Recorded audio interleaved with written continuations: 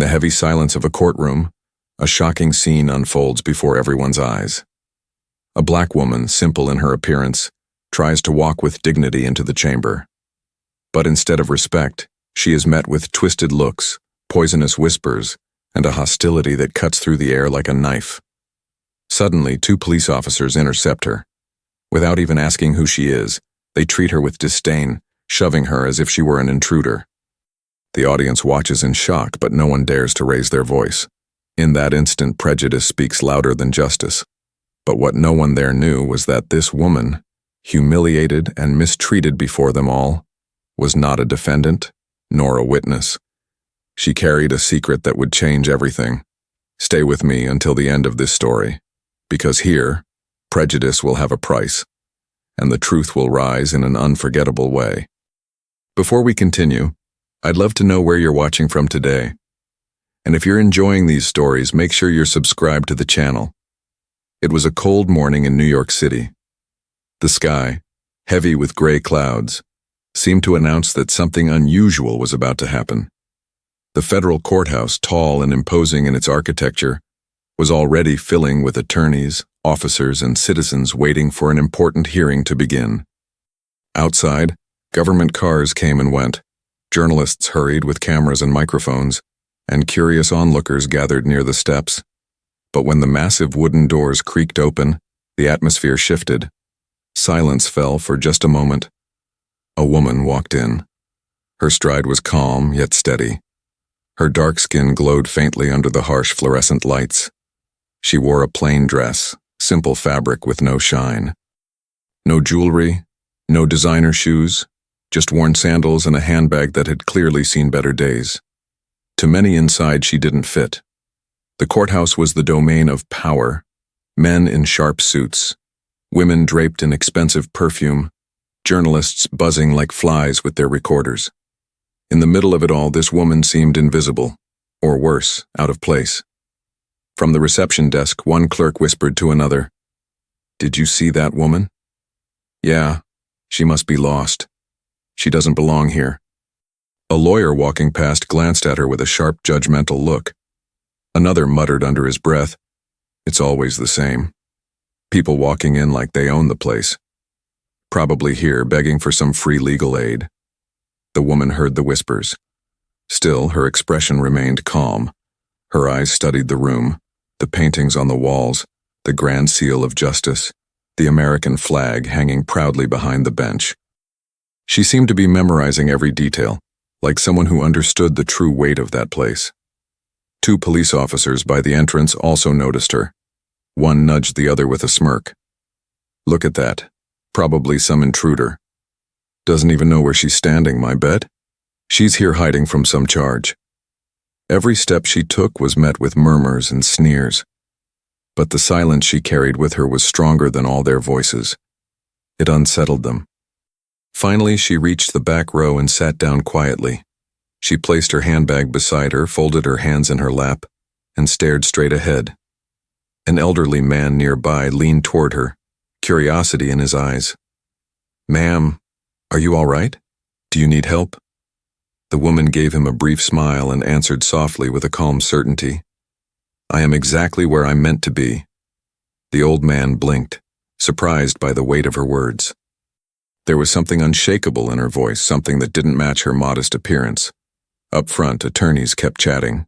Officers kept whispering. The crowd kept judging in silence. To them, she was just another face, just another nobody.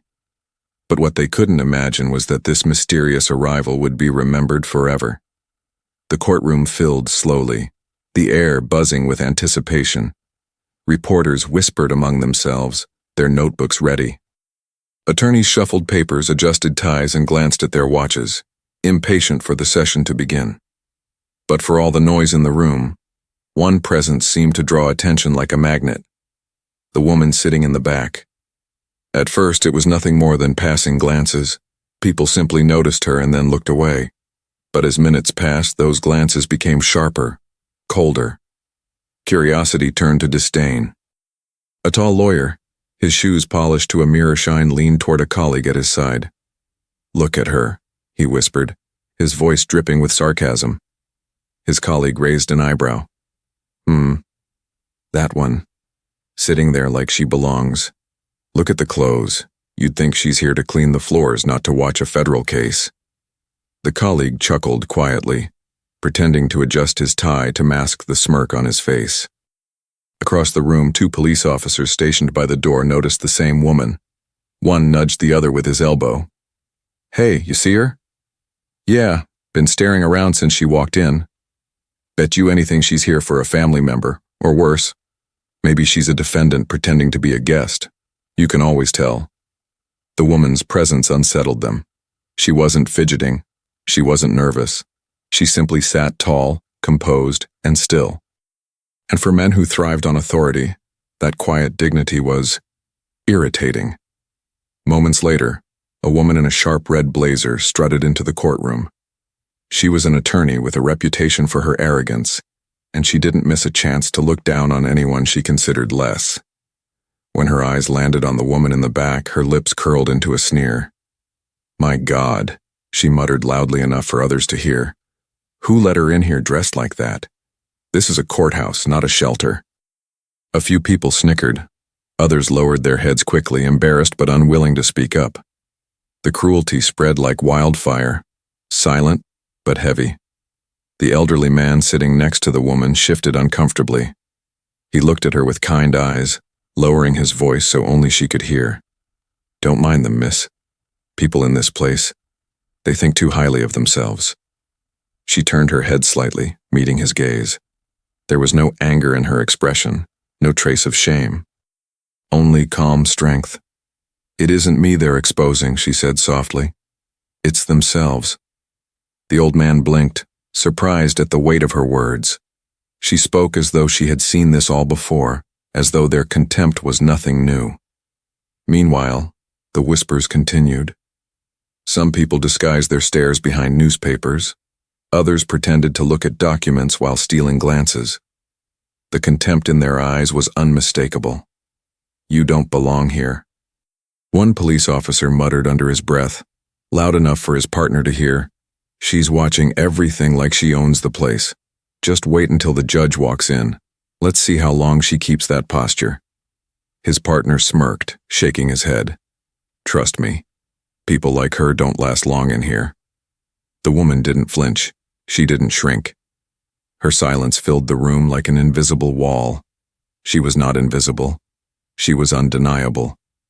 Yet every smirk, every whisper, every side-eye built a mountain of contempt that would soon collapse on those who had created it.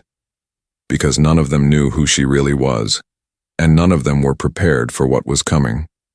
The courthouse slowly grew quieter as the bailiff entered the room calling for order. Yet the whispers about the woman in the back row hadn't stopped. If anything, they had only grown stronger. The attorneys, the clerks, the officers, everyone seemed to have formed the same conclusion. She didn't belong there. The woman sat calmly, her back straight, eyes forward. She hadn't spoken a word since she entered, but soon, silence was no longer an option. A clerk walked briskly down the aisle carrying a stack of documents. He stopped right in front of her and frowned. "Ma'am, this section is reserved. You can't sit here." She looked up at him, her tone even and respectful. "I'm fine here, thank you." The clerk's frown deepened. "No, you don't understand. This isn't for the public. You need to move to the back gallery." Several heads turned, eager for a show. A few smirked, waiting for her to be escorted out. The woman's voice remained calm but firm. "I am where I'm supposed to be." The clerk blinked, stunned by her refusal. His cheeks flushed red as he realized people were watching. "Listen, I don't want trouble, but you need to leave this seat. Now." Before she could respond, one of the officers at the door stepped forward, his boots echoing on the marble floor. He smirked as he approached, already assuming her guilt. "What's the problem here?" The clerk gestured impatiently. "She's sitting where she doesn't belong, won't move." The officer crossed his arms, towering over the woman. "You heard him. Get up and move along. This isn't your place."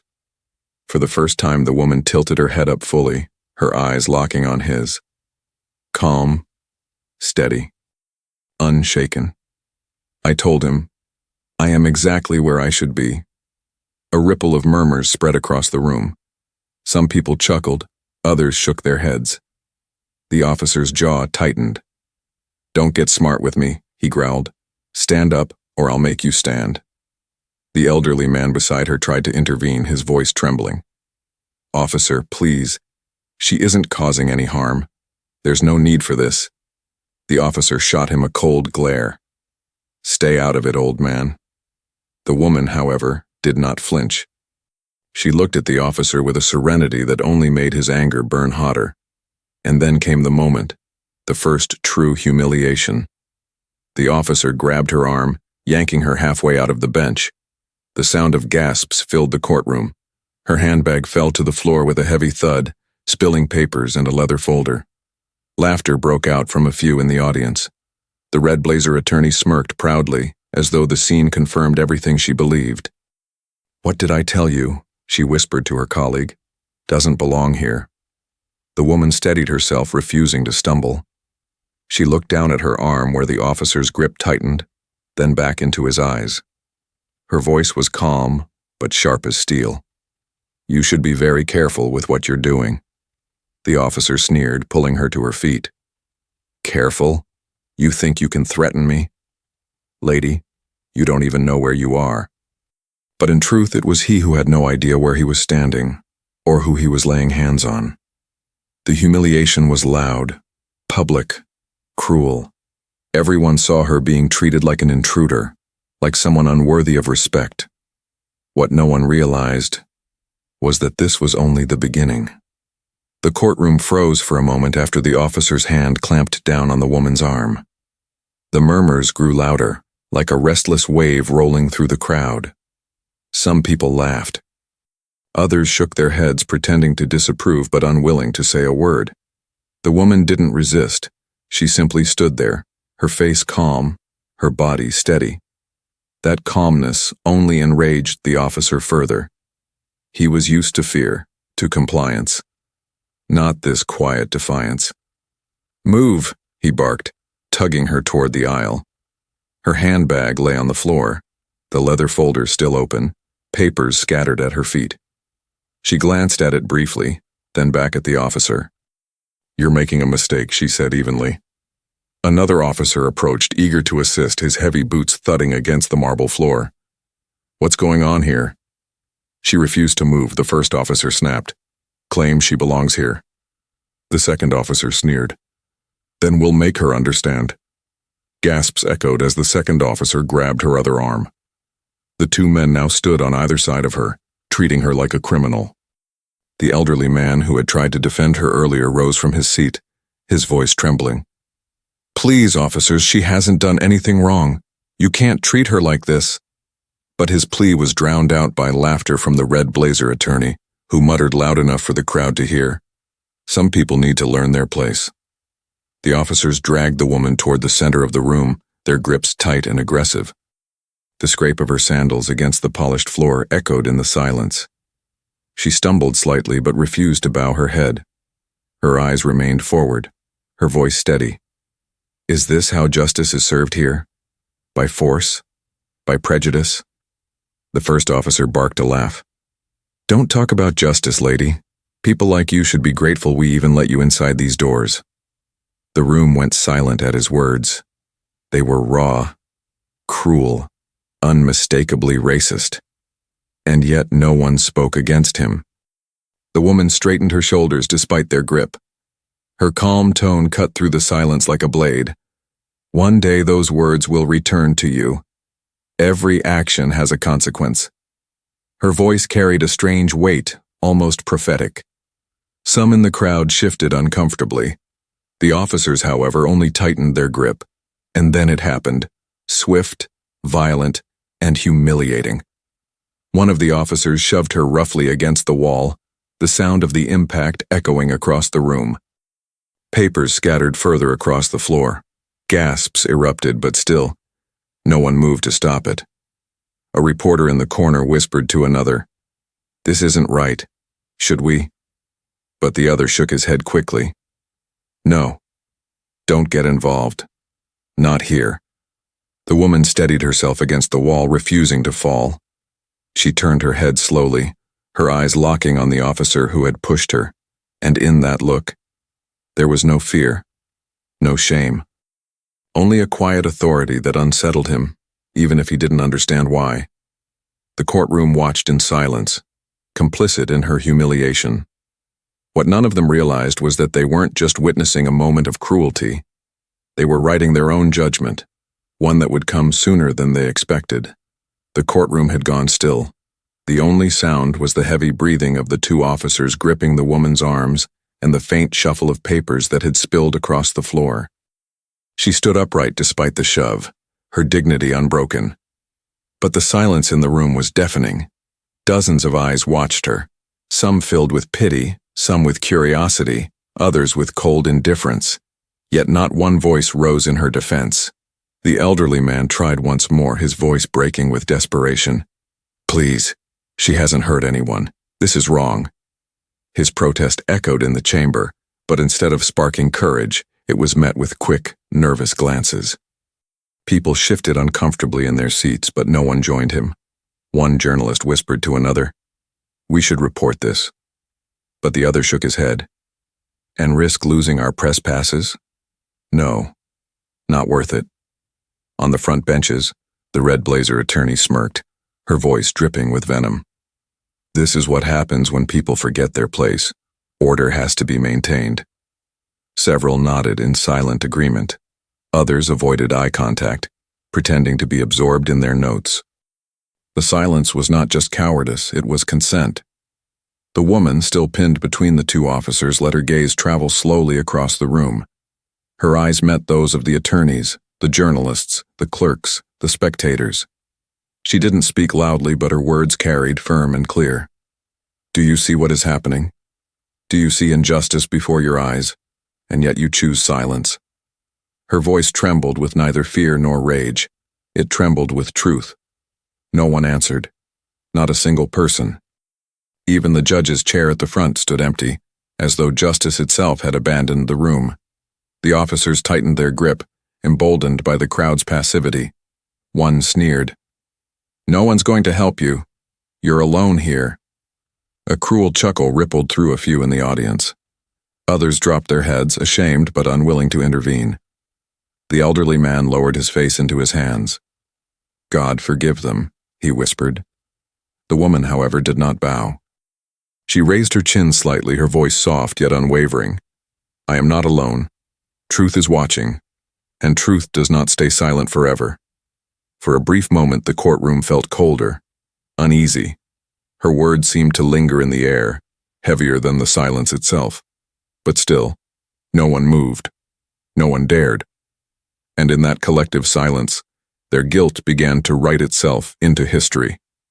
The officers still held her tightly, one on each arm, as if she were some dangerous criminal. The room remained silent, the weight of cowardice pressing down like a heavy fog. And then, from deep within her chest, the woman's voice broke the silence. Enough. It wasn't loud at first, but it was steady. Strong. It cut through the air sharper than any shout could. Heads turned. The smirks faded. Even the officers stiffened slightly at the sudden change in her tone.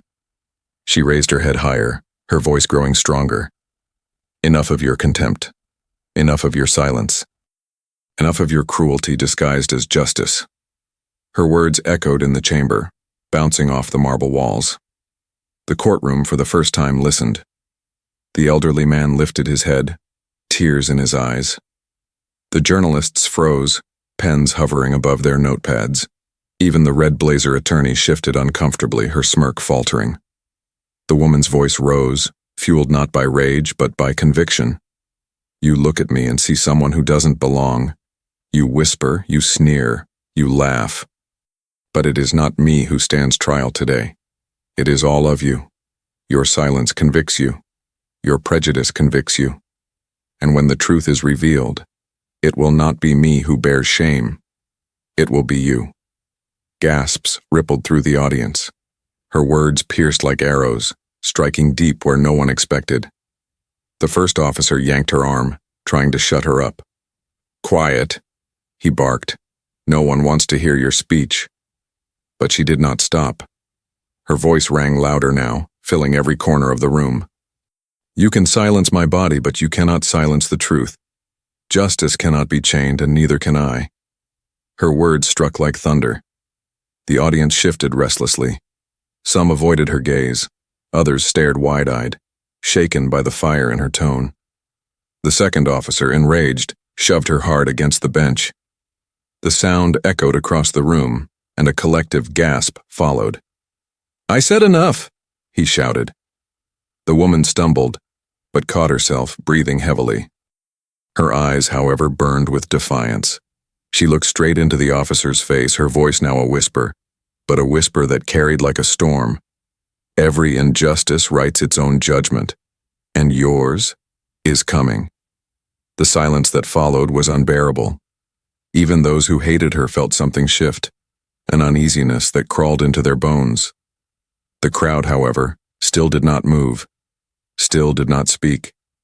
But in that moment, everyone knew the woman they tried to break was unbreakable. The courtroom was suffocating with silence.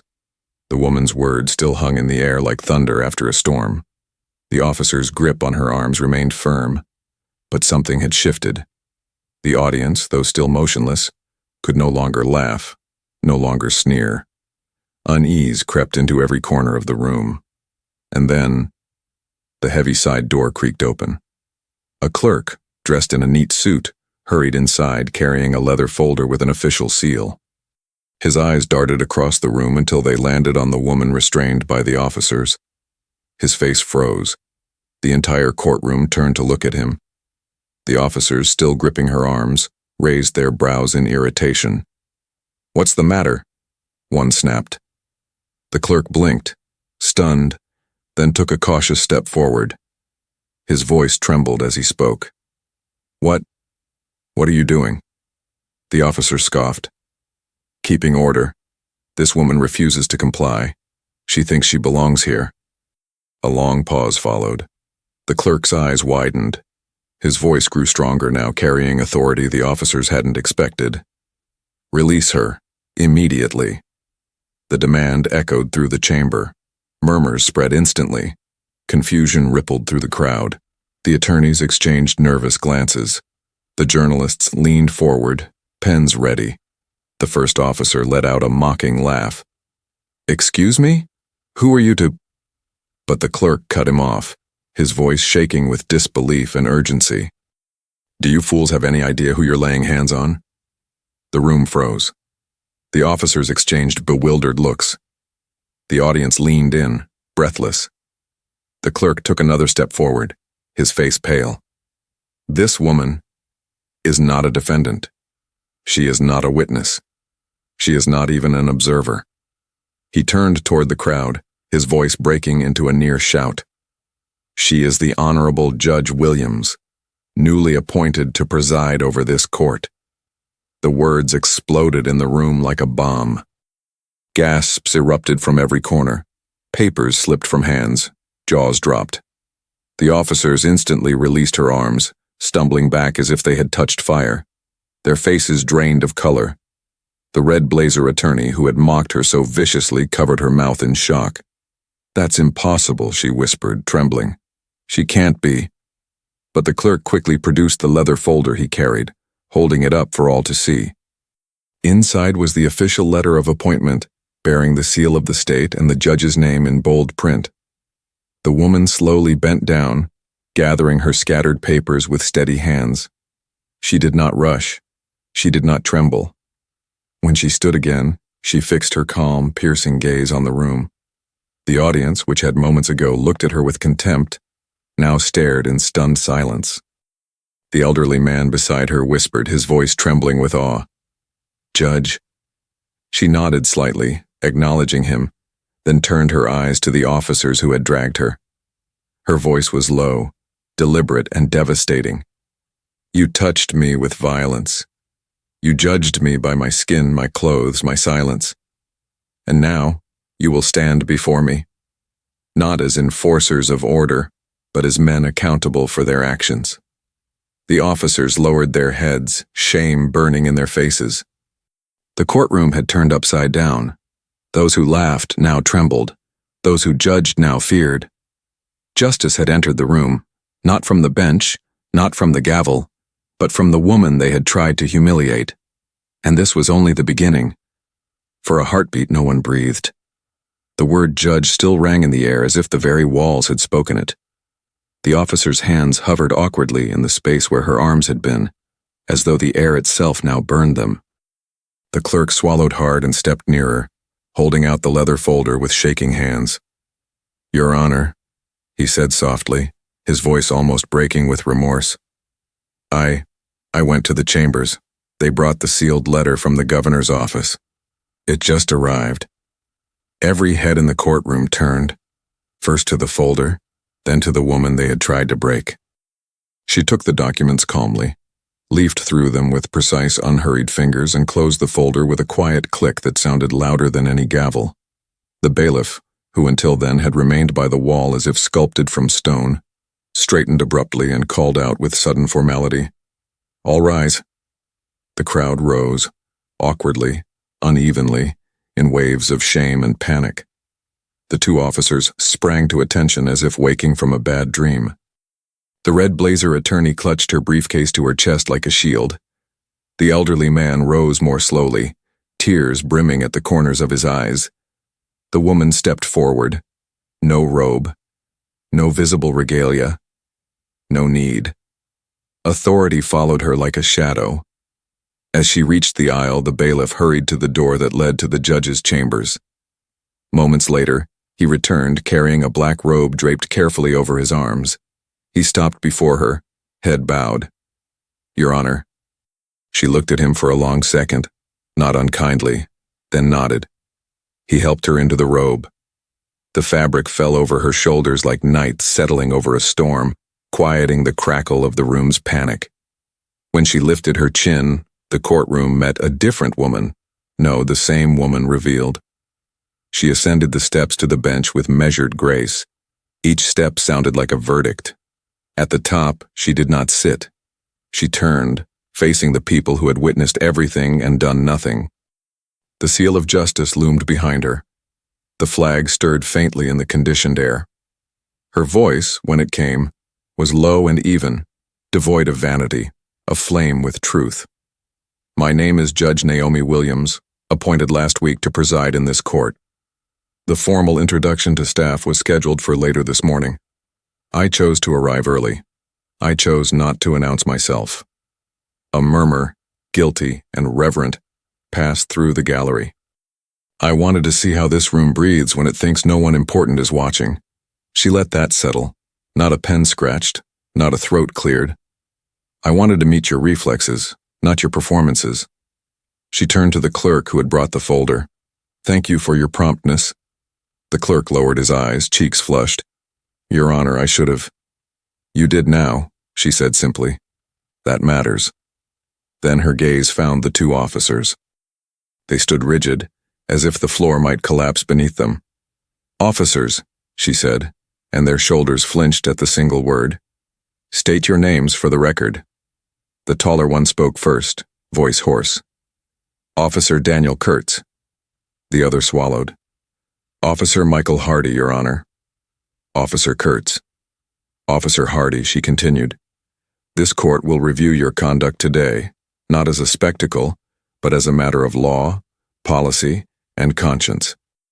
You will remove your badges and service weapons and surrender them to the bailiff pending an administrative holding.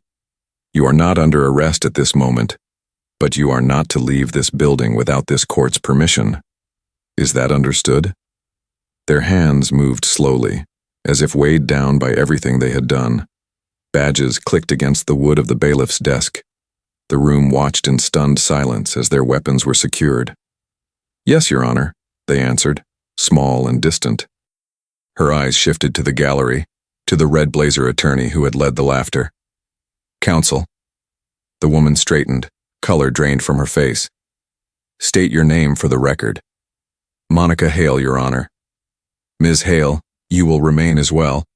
The court will address your statements regarding knowing one's place in a separate proceeding concerning courtroom decorum and professional ethics." A ripple of discomfort tightened throats and knuckles. Someone in the second row crossed themselves. Someone else whispered, "God sees," as if the words might soften the weight of the moment. The elderly man pressed a hand to his heart and finally let a shaky breath escape, as if he had been holding it since the door first opened that morning. Judge Williams finally took her seat. The sound of the chair, a soft, grounded thud, felt like the settling of dust after a storm. "Let the record reflect," she said, eyes sweeping the room, "that a black woman entered this courthouse and was presumed to be an intruder.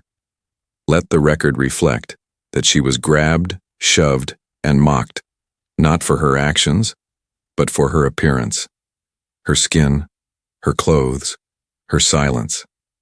Let the record reflect the silence of witnesses, officers of the court, officers of the law, members of the press. Let the record reflect that today, this room put prejudice on the bench and called it order. No one moved. No one dared." She leaned slightly forward. "This is not only a moral failure, it is a legal one. This court's dignity is not upheld by uniforms or expensive suits. It is upheld by the courage to act when the weak are trampled. Today, courage was missing." Her gaze softened, just a fraction, when it found the elderly man. "Sir, please state your name for the record." "Martin Reyes, Your Honor." "Mr. Reyes, your attempt to speak will also be reflected. It matters." The old man nodded, lips trembling. "Thank you, Judge. God bless you." She met his eyes, and for a second there was a quiet exchange, one that did not need the record. "He does," she said gently, "and he expects better of this room." A hush fell deeper, as though humility itself had drawn nearer. She turned to the journalists. "Members of the press, your pens and cameras are not shields against duty. They are instruments of it. When you witness harm, neutrality is not objectivity, it is complicity. The court will be issuing guidance to ensure that in the presence of clear abuse, the press's conduct honors both freedom and responsibility." A reporter bowed his head. Another wiped at a tear and didn't pretend it was dust. Judge Williams placed a palm on the leather folder and spoke with the calm of a bell tolling noon. "This court will take a brief recess. During recess, the following will occur. The officers will be escorted to an anteroom and provide statements, voluntary but recorded. Ms. Hale will meet with the court's ethics liaison. The clerk will ensure all surveillance footage from the lobby and courtroom is preserved. The bailiff will secure the chain of custody for my personal effects disturbed during the incident." She paused. "And one more thing. This courtroom will not hide from what happened. We will face it in order, on the record, under oath, because justice that only looks forward and never looks inward is not justice at all." The bailiff nodded, voice steadier now. "All rise for recess." Everyone stood again, slower this time, the weight of the moment bending knees and spines. Judge Williams did not hurry. She rose with quiet resolve and stepped down from the bench. As she passed the officers, they could not meet her eyes. As she passed Ms. Haley, the attorney's gaze fell to the floor. Near the back, Mr. Reyes whispered, barely audible yet somehow heard. Truth walked in dressed like humility, and we almost threw it out. Judge Williams paused at the aisle, hearing him. She looked toward the gallery, not to scold, but to invite. "When this recess ends," she said, "we begin. Not just the day's docket, but the work this room was built for. Not to protect pride, to protect people." She turned and disappeared through the side door, the robe trailing like a quiet promise. The door clicked shut, and in the echo, every soul in that courtroom felt the same shiver, the kind that comes when a room realizes it has been seen, truly seen, and knows it must change. When the recess ended, the air in the courtroom was no longer restless chatter. It was heavy, somber. Every breath seemed to echo, every movement felt exposed. People returned to their seats slowly, avoiding one another's eyes. No one dared whisper this time. The bailiff's voice rang out, clear and solemn. "All rise for Judge Naomi Williams." The door opened, and she entered. Not hurried, not hesitant, but steady, her robe flowing behind her like a quiet tide. The silence was almost reverent. She ascended the bench, and only when she sat did the bailiff give the word, "You may be seated." The sound of dozens of bodies sitting at once filled the chamber like a sigh of surrender. Judge Williams leaned forward slightly, resting her hands on the desk. Her eyes swept the room, not fast, not slow, but long enough that everyone felt the weight of her gaze. "We resume," she began, her voice measured, deliberate. "But before we continue with the docket scheduled for today, we must address what has already transpired in this courtroom. What happened here is not separate from justice. It is its test, and this court does not fail its tests." Her words pressed into every ear. She turned her attention to the officers first. Officer Kurtz, Officer Hardy, approached the bench. The two men stood as though gravity itself fought against them. Their boots echoed on the floor as they walked forward, the sound magnified by the silence. They stopped before her, eyes low, hands folded stiffly in front of them. "This court has reviewed your statements during recess," Judge Williams said. "You claimed you were acting to maintain order, but order without justice is tyranny. And what you enforced today was not law, it was prejudice." Kurt swallowed hard, his lips trembling. "Your Honor, She raised a hand and he froze. "Do not defend yourself with excuses. Do not use words to repaint what this room already saw with its own eyes. You laid hands on a citizen with no cause. You shoved her, mocked her, humiliated her, and you did it because of an assumption tied not to evidence but to appearance. That is not protection. That is abuse." Hardy's face had gone pale. He whispered, barely audible, "We didn't know." Judge Williams' eyes sharpened. "You didn't know? That is precisely the problem. You thought you knew enough to condemn. You thought you could look at someone, at their skin, at their clothes, and decide their worth. Officers who cannot tell the difference between a threat and a human being are not fit to carry the badge of this nation." The words struck like hammer blows.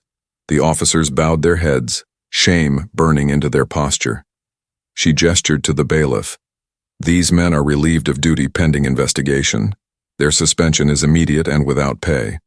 The Oversight Committee will determine the final outcome, but as of this moment, they do not serve this court or this community." The bailiff stepped forward. The officers handed over what remained of their authority, their ID cards, their keys. The audience watched, many in disbelief, others with grim satisfaction. Judge Williams then turned her gaze to the attorney in the red blazer, Monica Hale. "Counsel Hale, approach." Monica stood slowly, her legs unsteady, and walked forward with the stiffness of someone walking into her own sentencing. "Ms. Hale," Judge Williams said, her tone icy but precise. "This courtroom does not tolerate contempt, not for its procedures and certainly not for its people. Your words, mocking a fellow human being, were not only cruel, but corrosive to the dignity of your profession." Monica's lips parted, her voice shaking. "Your Honor, I didn't mean—" "You meant every word," the judge cut in, her tone firm. "And now you will mean every consequence. You are hereby cited for professional misconduct. Your remarks will be reported to the State Bar. Until further notice, your privileges to practice in this courtroom are suspended." The attorney gasped audibly. The crowd stirred. Some tried to hide their satisfaction. Monica's face drained of color, her arrogance stripped bare. Judge Williams leaned forward slightly, her voice lowering but sharp as glass. "You laughed while another was shoved to the ground. You whispered about knowing one's place. Well, let me tell you plainly, the place of every human being in this court is one of dignity, and the place of those who forget that is outside its doors." Monica lowered her head, unable to respond, shame twisting her features. Judge Williams turned her gaze to the gallery, her eyes sweeping across the silent crowd. "And to the rest of you, you sat, you watched, you said nothing." Several people shifted uncomfortably, guilt heavy in their expressions. The law is not upheld only by those in robes or uniforms. It is upheld by every citizen who refuses to let injustice stand. Today, most of you failed. Silence is not neutrality, it is consent. And consent to injustice is complicity. The words thundered in the room. No one dared move. Then her tone softened, though her authority did not waver. But one voice rose. "Mr. Martin Reyes, sir, please stand." The elderly man rose slowly, his hands trembling. His eyes glistened with emotion as he looked up at her. "Mr. Reyes, you spoke when it was hardest to speak. You acted when it was easiest to hide. This court recognizes your courage. Let it be known. Justice is not only served from this bench. Sometimes it begins in the heart of a single brave man who refuses to be silent." Applause threatened to break out but died quickly, suppressed by the solemnity of the moment. Still, tears rolled freely down Mr. Reyes's face. Judge Williams straightened once more. Her voice carried finality. "This court will remember today, not for its shame, but for its turning. Let the record reflect. Injustice revealed itself in this room, and this room answered. Let the lesson remain. Authority without conscience is corruption, and silence in the face of cruelty is guilt." The audience sat motionless, their souls weighed down by her words. The weight of justice had fallen, not with vengeance, but with truth, and no one in that courtroom would ever forget it. The courtroom was still. Not the stillness of fear nor the silence of complicity, but something different, something reverent. Judge Williams's words had struck every heart. The weight of justice lingered in the air, pressing down, reshaping the atmosphere itself. For a long moment, no one moved. Then slowly, heads began to lift. People looked at her, not with contempt, not with arrogance, but with awe. Judge Williams rested her hands on the bench and spoke once more, her voice softer now, yet filled with power. Justice is not a robe. It is not a gavel. It is not these walls or this seal behind me. Justice is truth, spoken without fear. Justice is dignity, given without condition. Justice is the refusal to look away when cruelty stands in the light. Her words flowed like a sermon, quieting even the restless hearts. Some wiped tears discreetly. Others bowed their heads as though in prayer. She continued, her eyes piercing into every corner of the gallery. This morning many of you failed. You saw a woman shoved, mocked, humiliated, and you stayed silent. But failure does not have to be the end. It can be the beginning, if you choose to stand differently tomorrow. The red blazer attorney, Monica Hale, sat with her face in her hands. The officers kept their heads low, their shame heavy. But in the back row, Mr. Reyes, still trembling, stood a little taller, as though carrying a new strength. Judge Williams's gaze softened as it found him again. One voice rose. One heart refused to be silent. Let his example remind us all. Change often begins with one. The old man's lips quivered, his eyes glistening with tears. He whispered to himself, but those near him heard, God never abandons the just. And somehow, in the solemn quiet, it felt like the whole room agreed. Judge Williams straightened, her final words ringing with clarity. Let the record of this day stand. Let it stand not only as a judgment of conduct, but as a reminder that dignity cannot be stripped by mockery, nor silenced by violence. It rises, it survives, and in the end, it prevails. She lifted the gavel, small, simple, unadorned. She brought it down with a single, firm strike. This court is adjourned. The sound cracked through the chamber like thunder, final and undeniable. The crowd rose to their feet, not ordered, not commanded, but moved by something deeper. The silence was no longer heavy with shame. It was reverent, humbled. As Judge Williams descended from the bench, people parted instinctively to clear her path. No sneers, no whispers, no contempt remained. Only respect, only truth. The officers who had mocked her could not meet her gaze. The attorney who had laughed could not raise her head. But Mr. Reyes, he stood tall, waiting, his eyes wet with gratitude. Judge Williams paused beside him. She placed a gentle hand on his shoulder. "Thank you," she said quietly. The old man's voice trembled. "No, Your Honor. Thank you. Today you showed us all that justice still lives." She nodded, her eyes shining with something deeper than pride, something like faith. "Justice may bend, Mr. Reyes, but it does not break." With that, she walked toward the doors. The bailiff opened them wide, and as she stepped out, the light of the morning streamed in bright and unyielding. The courtroom remained standing even after she left, as if unwilling to sit until the weight of her presence had fully passed. And for the first time that day, the silence did not feel like complicity. It felt like reverence. It felt like truth. Because justice had not only been served, it had triumphed. Have you ever witnessed an injustice and felt afraid to speak up? Share your story in the comments. Do you believe that just like in this courtroom, divine justice always arrives? Write below. The truth always wins. Never forget, evil may seem strong for a time, but good always triumphs in the end. God does not abandon the righteous.